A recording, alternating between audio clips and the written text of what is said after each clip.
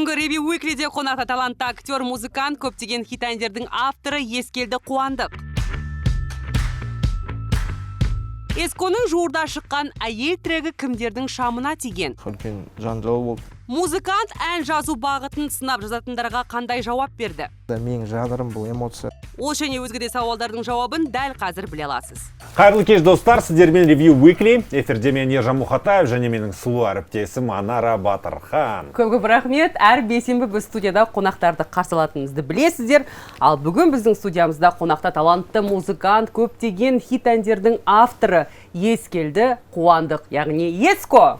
Еско, қош келдің. Барлық камераларға барлықтарыңызға сәлем. Қуаныштымыз. Көңіл күй қалай? Өте күшті, керемет мынандай атмосферамен сіздермен өте кайф сезініп отыр. Иә, сұхбатқа дайынсың. Иә, әрине. Ендеше бастайық. Иә.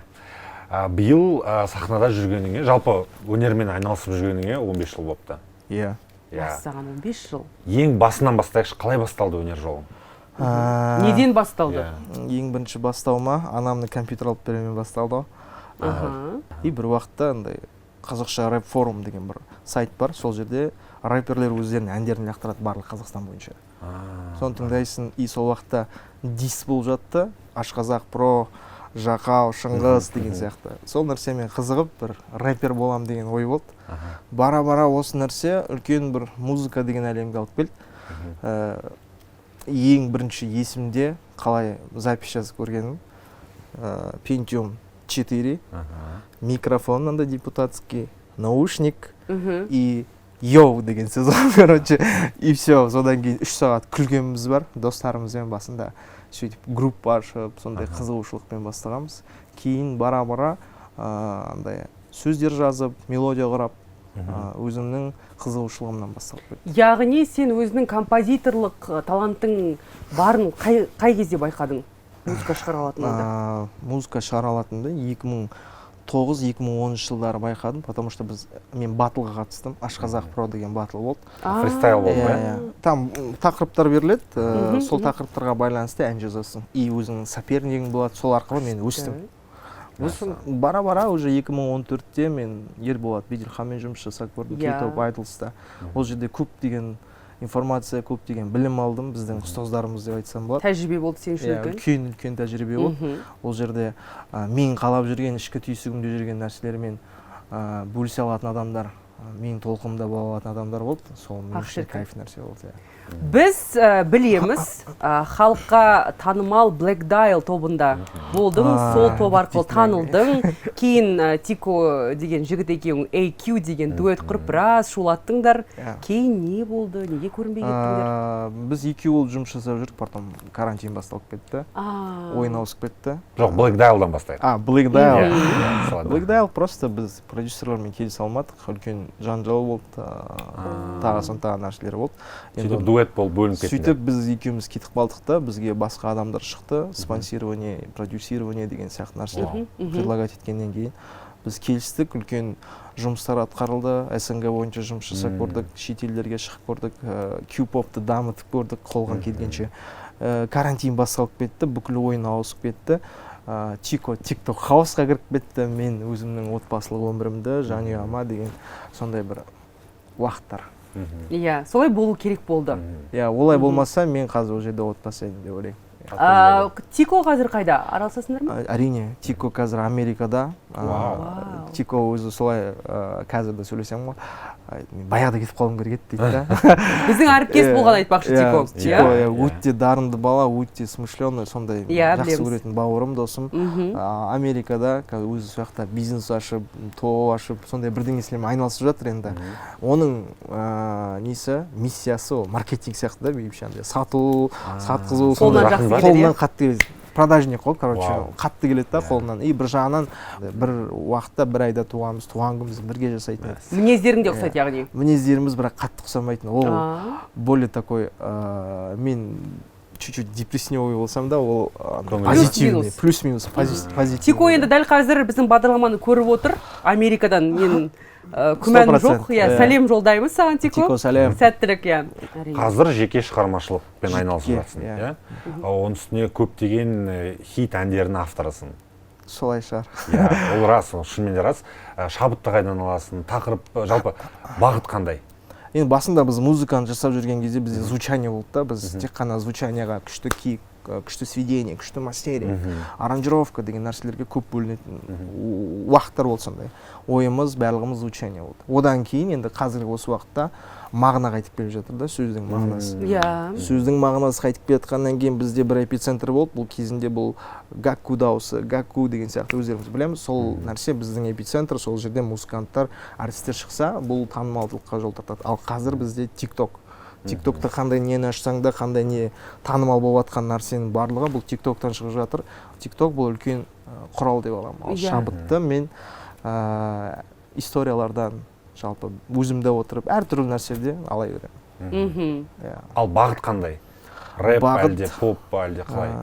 Енді мен өзімнің ішімде бір миссия бар сияқты сезінемін. Қандай да бір талант болғаннан кейін Құдайдың беріп жатқан нәрсесі бір миссия бар деп есептеймін. Бекер берген жоқ қой деген сияқты. Бекерден берген жоқ. Соңғы мама және папа қасында шыққан әндер мен үшін өте қатты әсер етті. Себебі адамдар өзіме жазған кезде мен анаммен біршама жыл сөйлеспедім, осы ән арқылы анамды бағалай бастадым. Немесе әкеммен дұрыс сөйлеспейтін едім, осы ән тыңдап әкеммен сөйлестім деген сияқты көп хаттар келді да, что мен түсіндім, что менің сөздерім, менің әнім адамға деген бір талпыныс береді, жақсылыққа, қарым-қатынасқа және де бір эмоция сыйлайды. Сондықтан да менің жанрым бұл эмоция деп ойлаймын. Қалай күшті, әнің адамға пайда тигізсе. Сол нәрсе ғой, басқа не деп ойлаймын, тасымалдаушымыз ғой өнерді. Жаңа әніңе бір тоқталайықшы шыққан, Нора Нұғман мен Луинаға әйел атты трек жазып бердің. Дәл осы туынды көпшілік арасында қызу талқыға түскен болатын. Алдымен сол жайлы шағын бір бейнематериалды көріп алайық, содан кейін сұхбатын жалғастырамыз. Сенің көрмегенің жоқ дейді мына ел, үнсіздігің енді жетер. Нұргүл Нұғман мен Луинаның әйел әні бір аптада желді есіп қоғамда резонанс тудырды. Бірі керемет деп жар сала жазса, екіншілері орынсыз айқай деп бағалап жатыр. Таңсық қабылдап жатқан тыңдарманды да түсінуге болады. Себебі арулар басқалар сияқты әйел 40 жанды деп әндеткен жоқ, жетер деп үндеу тастады. Осынша көп қаралым жинайды, тыңдарман арасында танымалдылыққа ие болады деп күттіңіздер ме әнді? Шыны керек, мен ішімнен білдім. Бұл ән енді бірдеме, әйтеуір бір жерде бірдемесін жарат деген сияқты. Тректің авторы тыңдарманына ескі ретінде танылған Ескелді Қуандық. Сөзін жазып, әуенін сайлап қана қоймай, әннің орындалуын да жіті қадағалаған екен. Студияға ән жазуға келгенде мен де әнге мінез беріп орындай бастадым, бірақ әннің авторы мені басқа стихияда көретінін айтты. Яғни Нора от десек, мен су болуым керек еді. Әйелдің түрлі мінезін, болмысын көрсеткісі келетінін айтты. Бір қолымда бесік, бір қолыммен бұл әлемді тербетер. Қайда еркектер? Вау! Енді осы тақырыпты ашып айтайық. Ұсыныс қыздардың тарапынан түсті, білімше. Әнін де, сөзін де өзің жаздың. Автор ретінде сен бұл трек арқылы қандай ойды жеткізгің келді? Жалпы басынан айтатын болсақ, мен Нора ханыммен X-Factor бағдарламасына таныстым. Одан кейін 5 жұлдыз проектісінде бірге өнер көрсеттік. Ол кісі музыкалық продюсер болды ол жобаларда? Жоқ, ол қатысушы болды. Бір жағынан көрермен болды. Сол уақытта маған айтады, сен дарының ұнайды, маған талантың ұнайды, давай бірге жұмыс істеп көрейік деген сияқты. Сол кезде 5 жұлдызға шақырған X-Factor'дан кейін. И дальше маған ұсыныс жасады, маған ән керек, Луинамен ән жазғым келеді. И маған референс жіберді да, мынандай ән деген сияқты, қандай екенін айтпай ақ қояйын.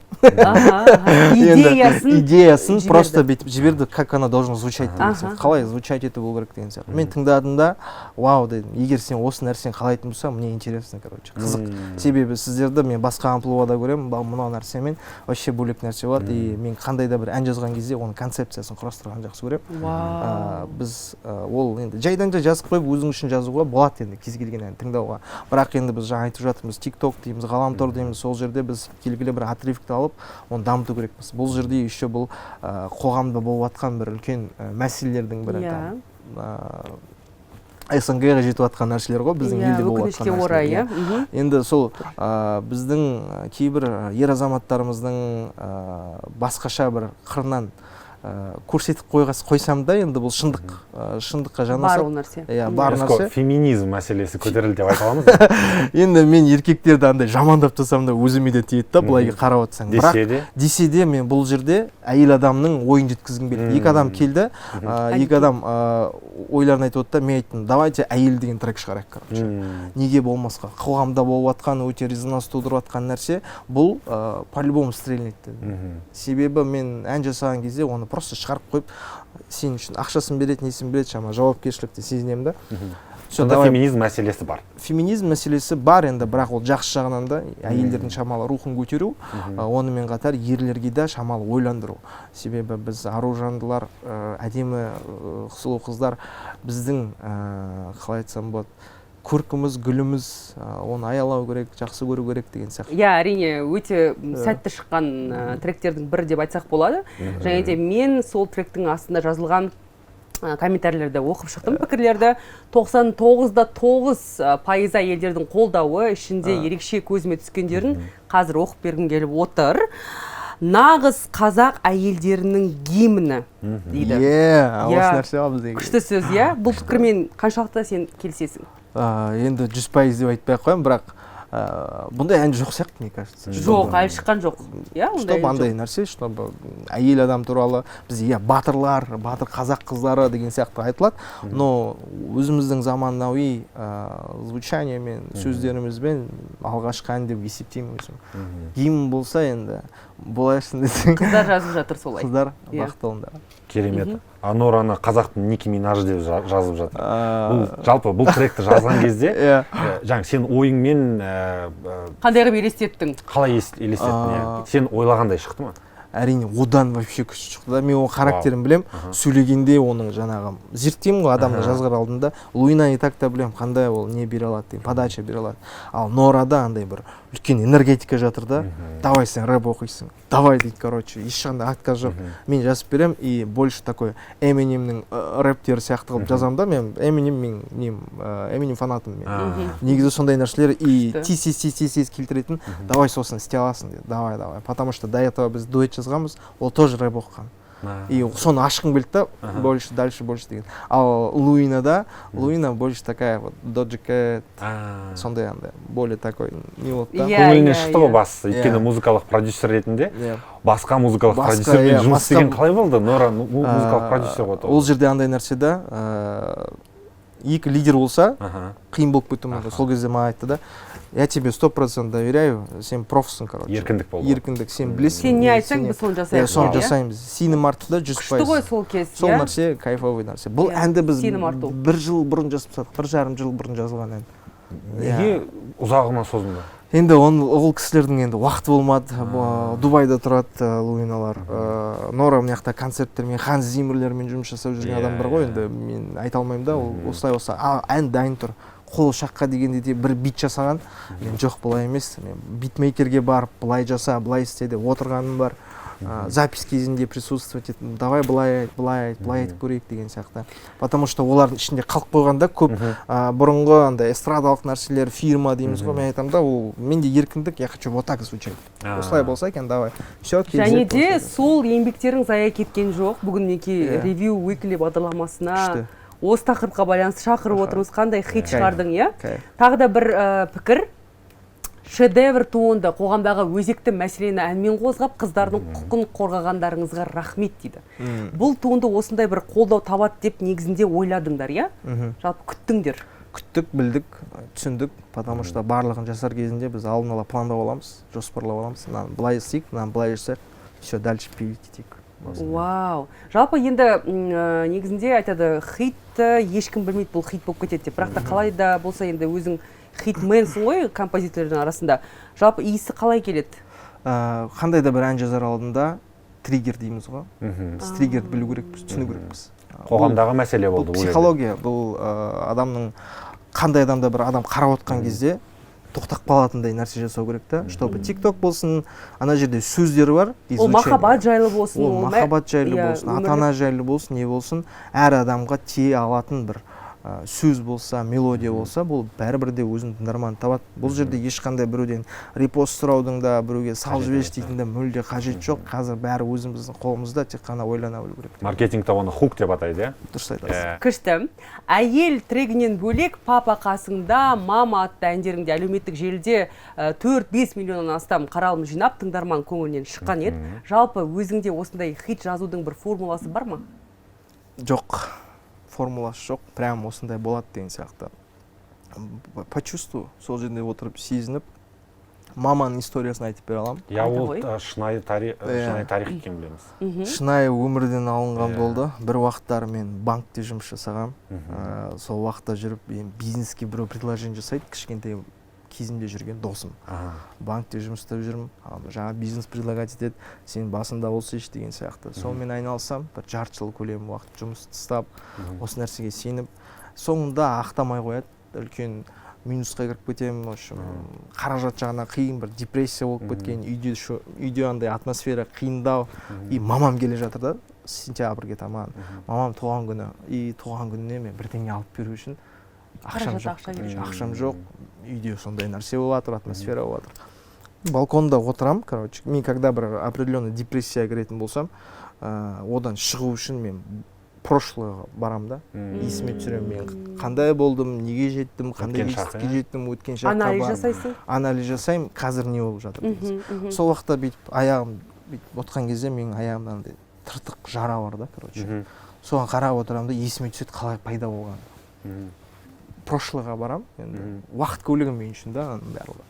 Прошлыйға барам, сол кезде андай бір алюминиевый сетка мындай дарвазаға мініп атырмын да, сеткаге мініп атқан кезде үлкен несі барады да, былай кіреді да, жырып, айырып тастаған аяғым. Қатты ауырып жатыр да, сол есіме түседі да, что жараланып қалған мына жерде. Сол кезде алыстан мамам көріп қалады ғой, мен жылап жатқанымды, жүгіріп келіп, мен бүйтіп отырамын, қасыма келеді да, бүйтіп үріп, топырақ себеді да, деп, короче, жазылады, короче. И оның сөзі маған әсер етеді, жазылады қазір. Жүгіріп ойнап кетемін, короче. Ұмытып кетемін. Ана нәрсе қалып қояды, анамның сөзі маған не береді да. И сол сәтте маған, сол сәтте қиналып отырмын да, и тайп-бит жүріп жатыр ютубтан. Просто білеміз ғой, минусовка жүріп жатыр да. Сына деп отырдым да, сосын мамам есіме түсіп кетті. Мама, жүрегіммен менің үрлеші, жаралардың бәрін емдеші, жалғыздықты жүргізбеші, қараңғы. Мама, көрдім сатқындықтың бейнесін, махаббаттың мәңгі емесін, балалықтың болса кемесі, сол жаққа кеттік бірге, мама. Жазылады, короче. Сондай атмосферада болам да, мен оны сөйтіп жүрегіме қабылдаймын да, ұмытып кетемін, и студияға барам. Студияда Дулат Төлегенов деген Дулат Битс, мен бауырым дауыс жазады, мен битті алып келем, ол перебивать етеді, тағысын. Мен де мынандай ән бар, давай жазайық деймін. Давай деді да, қосты да, и мен жаңағын айтып берем. Ол просто стопты басты, бейт көзін сүртіп, жылап шығып кетті, короче. Ондай адамдарға өлең өтпейді негізі. Звукачтарға, продюсерлерге. Бәрін көріп тастаған. Олар уже много чего, андай музыканың звучаниясына сіңгіріп алған. И мен түсініп қалдым да, егер ол адамға өтіп жатса, ол адамның жүрегіне батып жатса, оның анасы бар, менің анасы бар, бәрі жетіп жатса, демек бұның бір күшті күші бар, короче. Сөйтем да, жазам, үстіне мелодия құраймыз, тағысын тағы, ана жігіт маған айтады, брат, я здесь не вижу мелодию, короче. Просто разговор көріп дейді да, музыка тыңдаймын, типа, адам не хочет, типа, құлағын насиловать еткісі келмейді, чисто тыңдап, сол эмоция кіргісі келеді дейді да. Мен сол нәрсені түсініп қалам, әншілерді тыңдаймын, тағы қандай кім жасап жатыр деген сияқты. Ондай әнді кімдер жасап жатыр, Мачете деген артист бар. Білеміз, иә. Российский, соның әндерін тыңдаймын да, вдохновение аламын. Нежностің өзінде тек қана сөйлеген ғой. Да, нежностің өзін тыңдайтын болсаңыз, бұл жер чисто разговор, красивый слова, эмоция. Және қандай хитке айналды.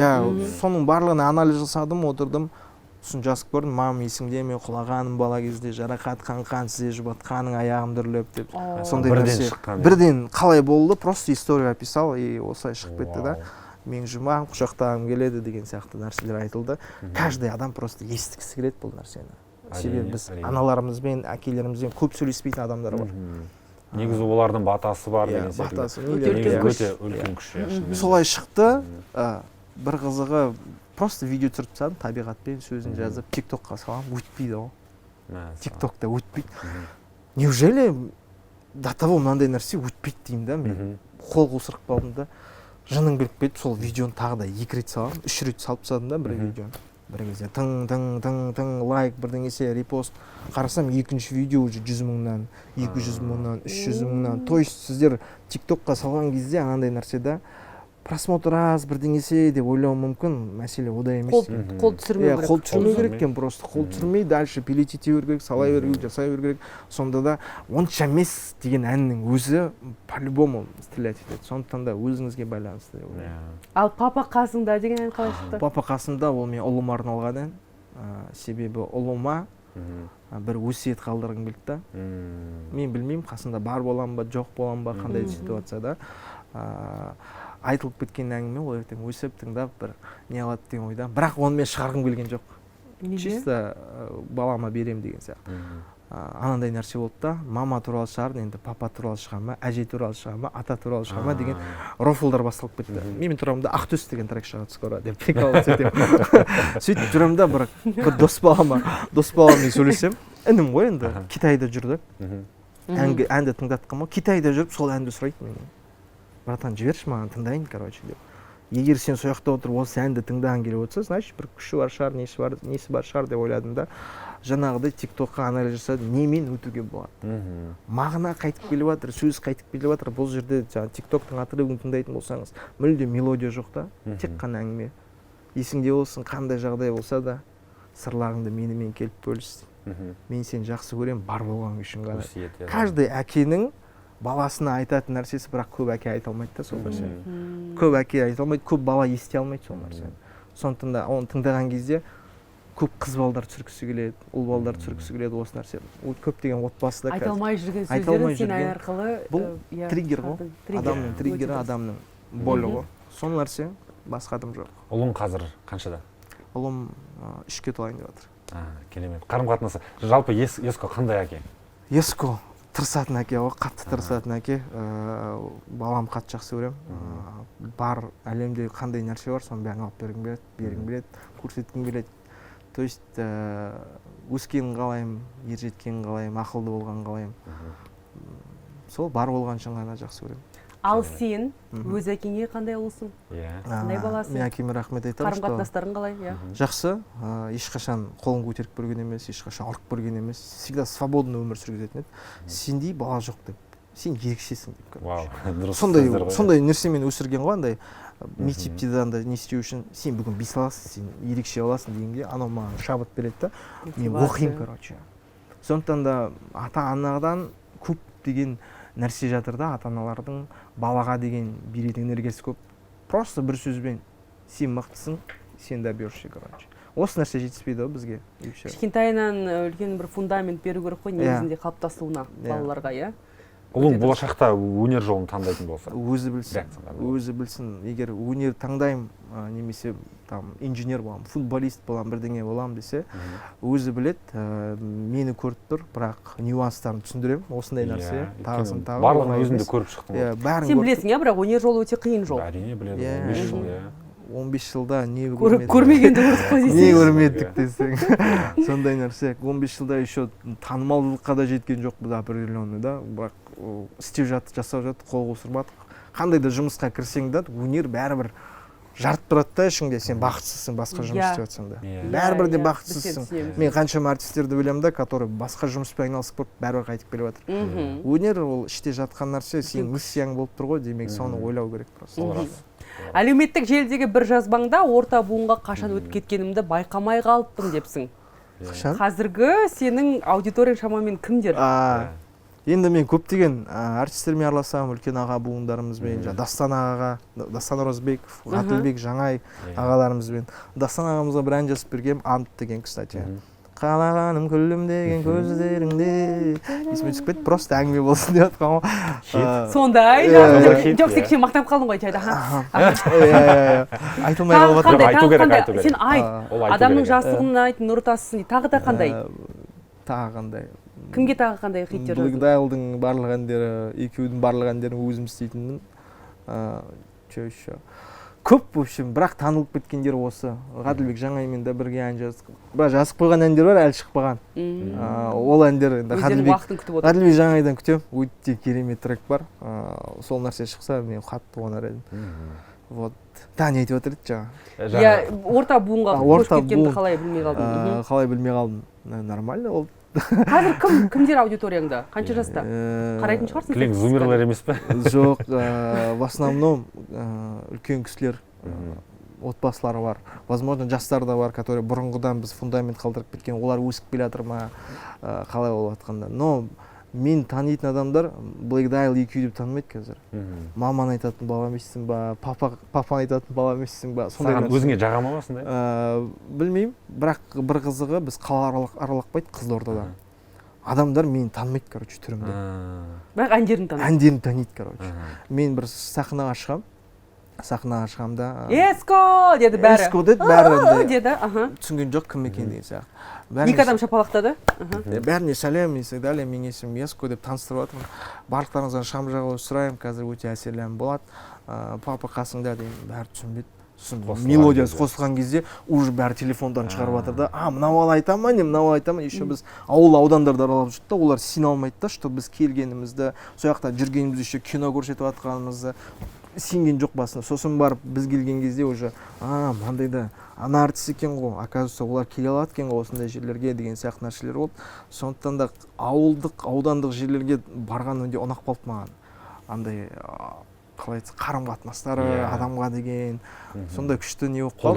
Қолдаулары бөлек, кәдімгі живой көресің ғой. Енді біз TikTokта, неде, Инстаграмда комментарий оқимыз да, бір ләззат алсақ, ана жерде әжем тұрып бір бата беріп жатыр да. Бір әже тұрып бата беріп жатыр да. Енді бөлек ощущение да, сен, значит, халықтың баласысың деген сияқты ішімде қалады, вау деген. Ол түріңді танымай жатса да, сенің әніне осындай әсерлі, сондай реакция беріп жатса. Құлаң алтын сырға, Еско. Менің ойымша, дәл қазір сен өзіңнің жаңағы бетіңді танытатындай, түріңді танытатындай жұмыс істеу керек, көбірек соған. Иә. Ертең Еско деген кезде бәрі вау дейді. Иә, мен үшін билучиймін ғой, просто маскам жоқ. Енді қоржыныңда біраз ән бар, иә, қазір жазып болған соң ең бірінші кімге тыңдатасың? Жалпы кішігірім фокус группаң кім? Өнер адамдары. Студияға келеді, жақында Еркеш Қасен келді, Қанайлы, Михавая, Делекур жақында болған. То есть мен сондай араласатын өнердегі достарыма бірінші тыңдатамын да реакциясын көремін. Себебі олар тыңдарманнан бұрын ішіндегі жаңа анализ жасаймыз ғой. Қандай жерін алып кетуге болады деген сияқты сөйлесеміз, короче. Қандай нәрсе жасауға болады, өзгертуге болады нәрсе. Кейде біз андаймыз да, қатты жазып, эмоцияға беріліп жазып қоямыз да, потом барып ойланып қарайтын болсақ, ана жерде өзгертетін нәрселер болуы мүмкін. Мен музыкантпын ба, осындай бір 10 адам болатын болса, өзінің ойларын тұжырымдап, тағы да өзгеріс жасаймыз. Сондықтан да әрқашанда бір-бірімізбен араласып, өнерімізді бөлісетін болсақ, осындай демо тыңдап, әртүрлі тректерде біз өте күшті қарқынды дамыз дейді. Иә, бұл жерде жалпы үлкен бір негізі музыканың болашағы ғой. Егер әр музыкант бір-біріне көмектесетін болса, қазақтың музыкасы бүкіл әлемге тарайды негізінде. Қазір де жаман емес, енді біздің қазақтың әндері әлемді жарып жатыр. Біз қатты қуанып жүрміз негізінде. Сол үшін саған да соны тілейміз. Бір кездері сен музыкалық продюсер болдың. Жалғастырып жатсың ба? Сол жағын. Музыкалық продюсер деген оңай жұмыс емес. Білеміз. Бұл жерде біз артистермен жұмыс жасаймыз. Оларға дауыс қою, оған дұрыс подача беру, сен мына жерде былайсың, былай айтуың керексің, сен мынандай кейіптесің, мынаны жеткізу үшін сен мынандай образды түсінуің керексің деген сияқты нәрселер болады. Мен еще 8-9 жастағы балалармен жұмыс жасағам. Ол уақытта Youngsters деген группа болды, кішігірім. Олар тоже карантиннен кейін біраз не істеп болды да. Балалар уже шетелде оқып жатыр, біреу Америкада оқып жатыр, біреу Чехияда жүр. Өсіп кетті уже балалар. Енді қазіргі уақытта тоже музыкалық продюсерствомен айналысып жатыр, бірақ бізде Айбар Таңғыт, Аминка, Витаминка, София, сосын Расул шоу, төртеуі топ құрып жатыр қазір. Яғни сенің жобаң? Менің жобам емес, бұл бірақ музыкалық продюсер. Музыкалық продюсерімін, то есть музыка жағынан мен полностью жауап беремін. балаларға тиктокта көріп қалдым мен нәрсе. айтпақшы. Бірінші ән жазып бердік, одан кейін тағы да әндер жасап жатыр. Олардың болашағы зор, ішінде өте талантты балдар, өзінің аудиториясы бар. Харизмалары қандай? Харизмалары қандай, қалай Қазіргі камерамен. жастар жарып жатыр. Бөлек ал өзіңде продюсер бар ма қазір? Менің продюсерім, досым, бауырым. Енді біз андай не жоқ, келісім жоқ, документация Бірақ бар. жағында. Қолдау Бірақ бар. ретінде. Иә, Нұрдәулет Бейімбетович деп айтайын. Мен бауырым, досым бірге жұмыс жасап жатыр. Барлық сұрақтар бойынша соған хабарласыңдар. Күшті. Тамаша, қуаныштымыз. Жалпы ал енді өнеріңде жалпы қандай да бір жоспарларың бар ма? Өте үлкен жоспарлар бар. Айтып бер бізге. Кіммен қалап күтеміз? Бүгін мен новый трегім шығады жарыққа, уже оның контентін барлығын жұмыс істеп жатыр. Фит дегеніміз бұйырса айта салайын сразу. Мөлдір Әуебековамен трек шығады. Бейнебаянымен бір қызық история айтпайын. Түркістаннан Алматыға келе жатырық, трек дайын емес, текст жазу керек дейді. Хорошо, короче, жолда кетіп текст жазам, жаттап атым, текст жазып атым. Келеміз Алматыға, запись жазам, таң атпай, в общем. Жолдан кетіп 10 сағаттық па, 7 сағаттық па, жолда келіп запись жазам, клип түсіріп атық, короче. Бір күнде текст жазып атырмын, запись жазып атырмын, клип түсіріп атырмын, короче. И мен до того скиллым сондай болып кеткен бәне деген ойға кетіп қалдым да. Бірақ өте керемет опыт алдым. Мөлдір Әуелбекова ханымға үлкен рахмет айтам, командаға үлкен рахмет. Осындай әдемі бейнебаян өте күшті жасалып жатыр. Жан Мұханов ағамыздың қолдауымен. Қашан шығады? 31-нен кейін деп айтылды. 31-нен кейін деп айтылды. Күшті. Ал бүгін шығатын трек ол? Бүгін шығатын трек Маңдайыма деп аталады. Маңдайыма. Иә, не үшін маңдайыма? Бұл жерде андай Махаббат жайлы ма? Махаббат жайлы. Айтамыз ғой енді, мына кісі менің маңдайыма жазылған деген сияқты. Шығармашылығың туралы сөйлестік, енді жоспарлар өте көп екен. Барлығы орындалсын. 2025 жыл сен үшін үлкен жаңалықтарға толы болсын. Өнерде де, өмірде де жолың болсын. Уақытыңды бөліп, осы әдемі диванға келіп жайғасқаныңа рахмет. НТК арнасы сені жақсы көреді. Мен де сіздерді жақсы көремін. Жиі келіп тұршы, иә? Шақырсаңыздар келе беремін. Шығара бер. Иә. Көрермендерге бір ізгі тілектерің болса, мархабат. Құрметті НТК арнасының көрермендері, рахмет осылай бізді қарап, қолдап жүргендеріңізге аман болыңыздар. Дендеріңіз сау болсын. Мамаларыңыз, папаларыңыз аман болсын. Әке шешелеріміз аман болсын. Және де маңдайларыңға жазылған тағдырларыңды бағалай біліңдер.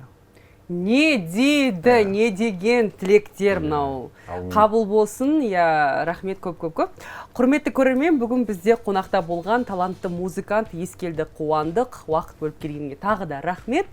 Ал достар, біз сіздермен келесі аптаға дейін қоштасамыз. Аман сау болыңыздар. Жүргізушілерге киім ұсынған Sense X Forum және 3 Кардеш дүкендеріне алғыс білдіреміз.